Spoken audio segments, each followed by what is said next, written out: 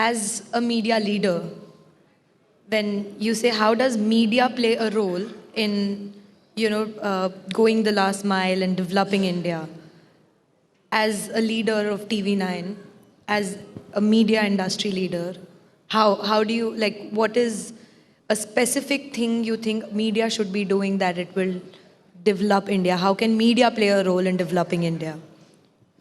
See, as I said that we called the fourth estate, we have the enormous power to shape the narrative, to drive the narrative, to shape the minds of Indians.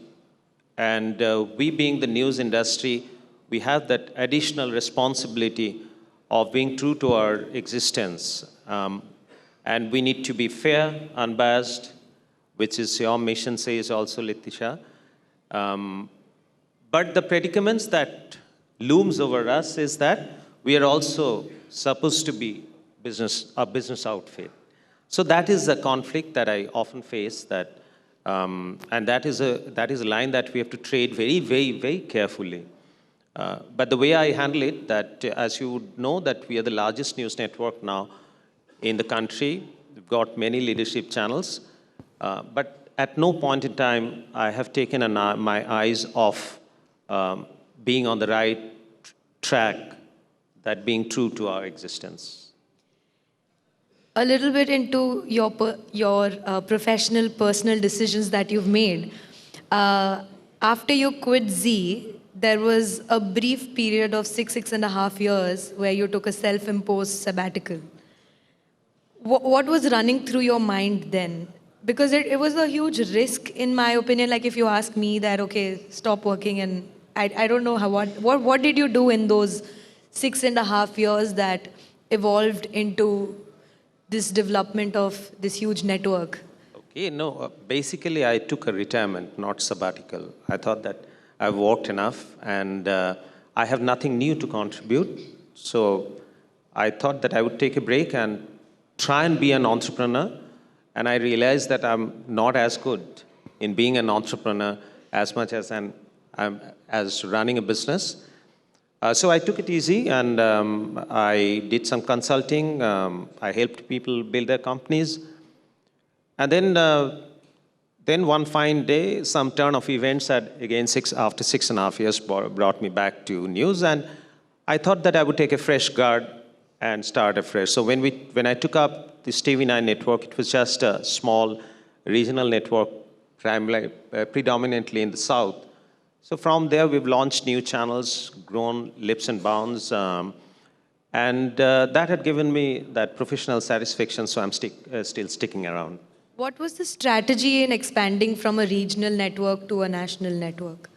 No, not regional, obviously regional is the market. The growth of Indian media is still a healthy double digit as far as television media, as far as regional markets are concerned.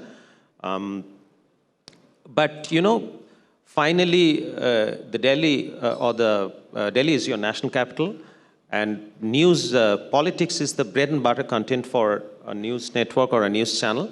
So unless and until you're relevant in the national arena, you possibly do not get that identity.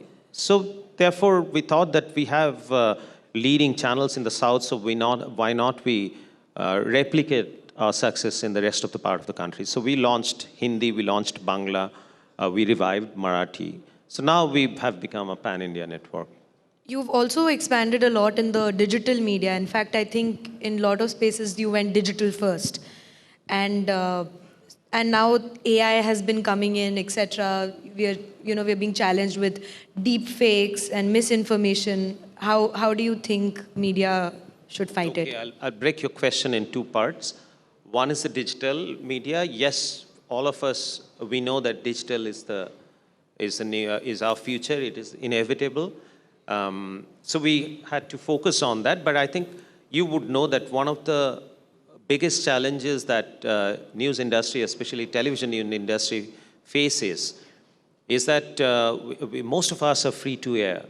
So we don't charge for our subscription fees for delivering our channels, most of the news media, and which is an intrinsic problem of our industry, because the biggest strength of India is a large consuming middle class and the class which are aspiring to be the middle class, but we don't transact with them commercially directly. So that is one of the biggest challenges.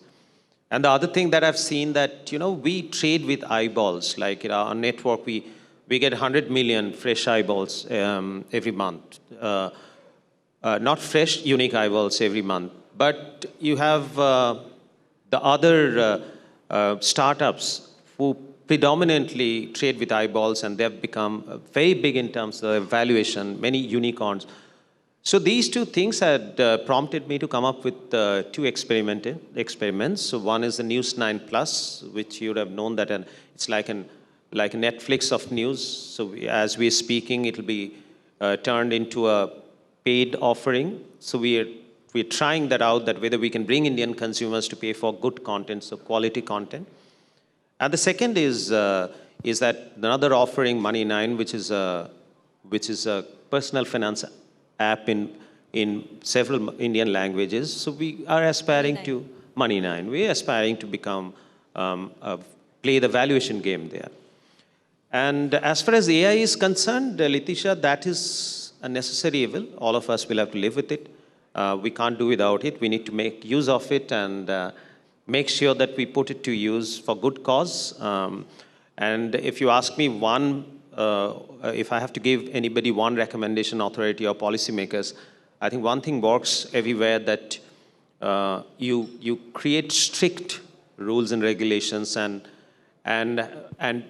already announce the consequence of not abiding by the rules and try and impose those rules and regulations. That's the only way. And Western media has gone many steps ahead. I think New York Times have kept an editor for fact check.